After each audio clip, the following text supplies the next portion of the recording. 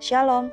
Sebentar lagi saudara akan menyaksikan kebenaran firman Tuhan yang kami percaya dapat memberkati saudara. Siapkan hati, pikiran, dan Alkitab saudara. Selamat menyaksikan. Shalom Bapak Ibu, Saudara terkasih dalam Tuhan. Sebelum kita mau mendengarkan firman Tuhan, saya ajak Bapak Ibu Saudara untuk kita bersatu di dalam doa. Bapa kami yang bertata dalam kerajaan surga, kami bersyukur Tuhan buat saat hari ini kami bisa mendengarkan kebenaran firman-Mu.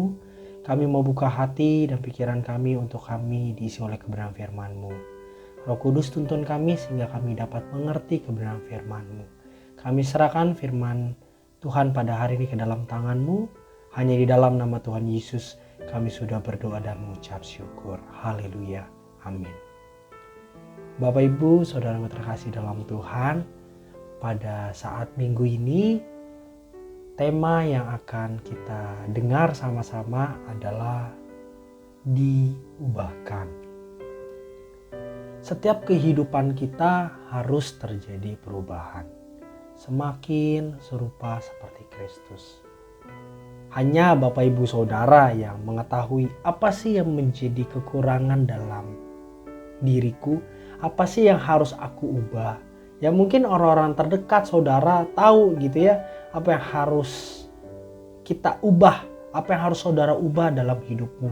Tetapi kalau secara spesifik, secara detail, saya akan percaya dirimu mengetahui apa sih yang menjadi kekuranganmu, apa sih yang harus saudara ubah. Mungkin saudara yang mudah marah. Nah, hari demi hari tuh Tuhan akan ubahkan saudara melalui caranya. Harus menghadapi sebuah permasalahan. Nah, disinilah proses Tuhan Bapak Ibu Saudara. Apakah saudara menyikapi masalah ini dengan marah-marah atau dengan kepala dingin? Jangan mudah marah-marah Bapak Ibu. Alkitab udah jelas dalam Amsal 14 ayat yang ke-17. Siapa lekas naik darah berlaku bodoh. Tetapi orang yang bijaksana bersabar. Jadi kalau saudara cepat marah, artinya saudara berlaku isi sendiri ya saudara ya. Tadi firman Tuhan udah kita lihat sama-sama. Bukan saya yang katakan, tapi Alkitab yang katakan siapa lekas naik darah berlaku bodoh. Tapi orang yang bijaksana adalah orang yang bersabar. Kalau saudara orangnya tidak mudah bersabar, hari demi hari Tuhan akan ubahkan saudara. Bisa saja saudara dipertemukan dengan orang yang sulit mengerti, kalau dijelasin tuh susah nangkepnya.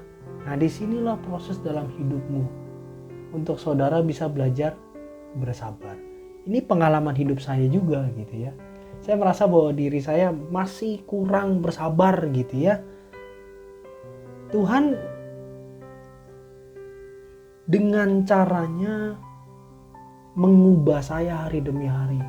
Dipertemukan orang yang ngeselin, dipertemukan dengan orang yang diajarin susah ngerti, dipertemukan dengan orang yang suka ngomongin kita di belakang tapi di depan kita baik, tapi kita mau sabar. Disitulah perjalanan hidup.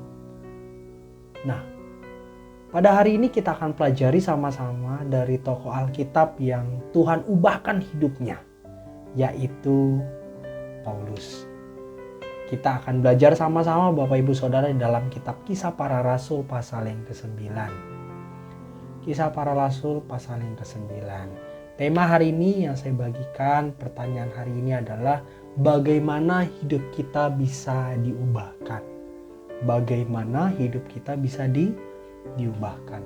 Di dalam ayat yang pertama dalam kitab Kisah Para Rasul pasal yang ke-9, Bapak Ibu Saudara lihat itu udah ngeri banget Bapak Ibu. Kalau Bapak Ibu Saudara baca, lihat mulai dari ayat yang pertama aja, situ tertulis bahwa sementara itu berkobar-kobar hati Saulus untuk mengancam dan membunuh murid-murid Tuhan.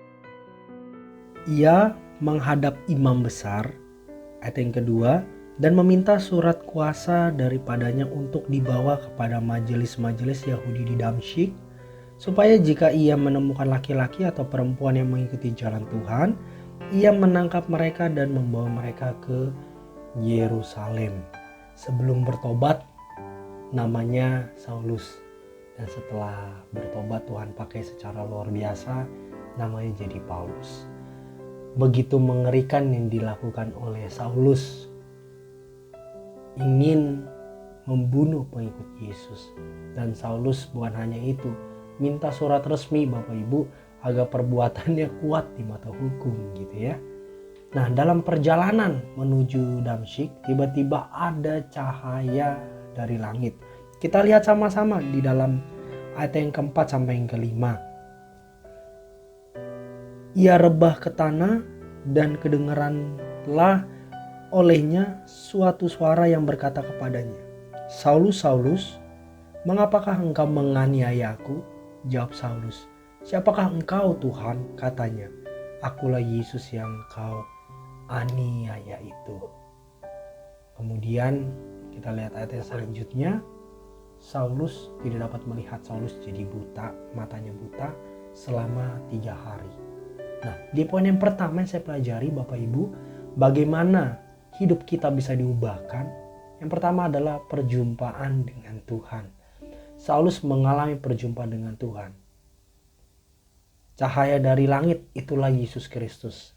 Di ayat yang kelima tertulis bahwa akulah Yesus yang kau aniaya itu.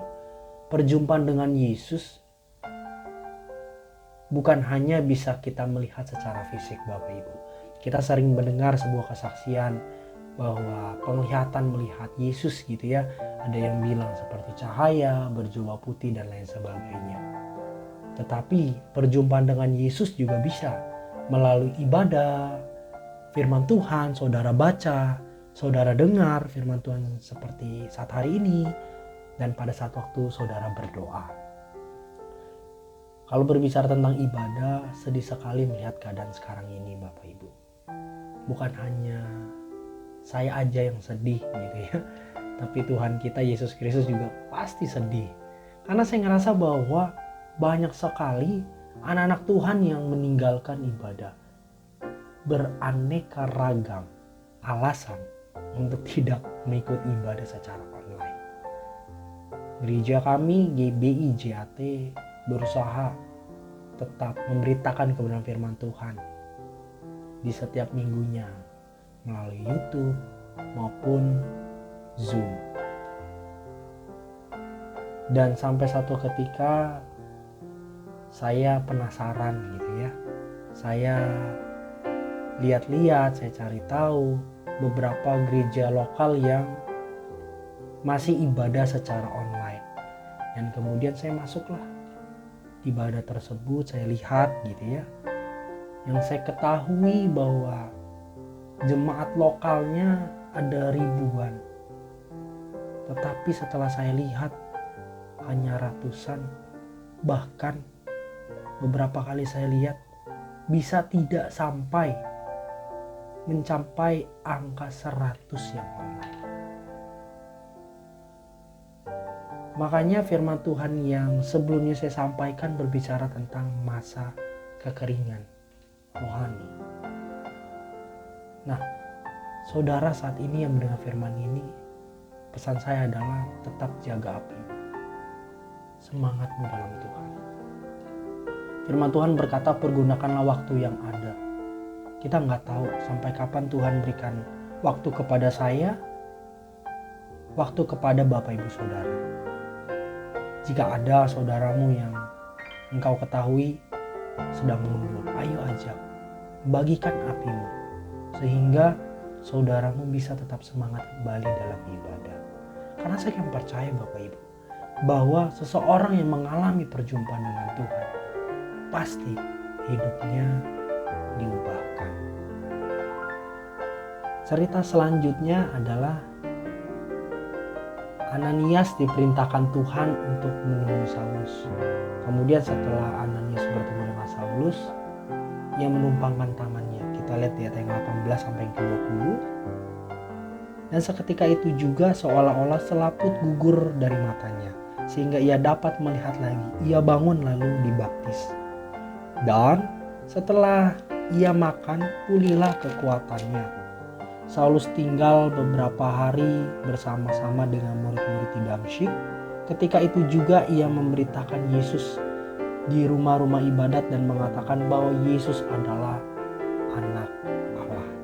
Di poin yang kedua yang saya dapat adalah bagaimana hidup kita bisa diubahkan. Yang kedua adalah keputusan pribadi. Sama-sama katakan keputusan pribadi. Setelah Saulus disembuhkan dari butanya, ia memberikan diri untuk dibaptis. Dan tadi kita lihat juga, dan mengajar di rumah-rumah ibadah, mengatakan bahwa Yesus adalah anak Allah, Yesus adalah Mesias. Setelah berjumpa dengan Tuhan, mengalami perjumpaan dengan Tuhan, kita lihat pelayanan Saulus lebih giat lagi Bapak Ibu, lebih ekstrim lagi, walaupun harus terancam nyawanya. Kita lihat ayat yang selanjutnya aja, dia sudah terancam untuk dibunuh Bapak Ibu. Tapi dia mau lebih giat lagi untuk melayani dan memberitakan Injil. Nah, setiap kali anak-anak Tuhan saat mengalami perjumpaan dengan Tuhan, biasanya hanya sesaat. Udah dilawat Tuhan, habis dikotbahin, habis didoain, KKR nangis-nangis gitu kan. Hidupnya berubah tuh. Tapi beberapa hari kemudian, beberapa minggu kemudian balik lagi. Jatuh lagi, rusak lagi. Nah, makanya di poin yang terakhir ini adalah butuh komitmen dalam hidupmu. Maukah saudara berubah? Firman Tuhan yang saya bagikan hari ini hanya 2 poin ini saja. Bagaimana hidup kita bisa diubahkan? Yang pertama adalah perjumpaan dengan Tuhan. Yang kedua adalah keputusan pribadi. Akhir dari firman Tuhan hari ini, perubahan dalam hidup tidak hanya berhenti pada saat mengalami perjumpaan dengan Tuhan. Tetapi akhir perubahan dalam hidupmu adalah keputusan dalam dirimu sendiri bahwa aku mau diubahkan. Saya setiap hari sebelum saya beraktivitas, saya bilang sama Tuhan, saya doa sama Tuhan, Tuhan ajar aku hidup benar, suci, kudus, berkenan di hadapan-Mu. Inilah setiap pagi yang saya lakukan. Biarlah Bapak Ibu Saudara setiap pagi mau berkata sama Tuhan sebelum engkau beraktivitas, sebelum engkau melakukan apapun yang menjadi tanggung jawabmu. Duduk, berdoa, dan katakan kepada Tuhan, Tuhan ajar setiap aku untuk hidup benar, suci, kudus, berkenan di hadapan Tuhan. Tetapi bukan hanya tertinggal di dalam rumah, doa tersebut kemudian setelah keluar dari rumah, hidupnya gak mau dibentuk sama Tuhan ya. Karena hidup mau diubahkan, pada akhirnya adalah keputusan pribadimu kepada Tuhan. Demikianlah firman Tuhan. Tuhan Yesus memberkati. Selamat hari Minggu. Shalom.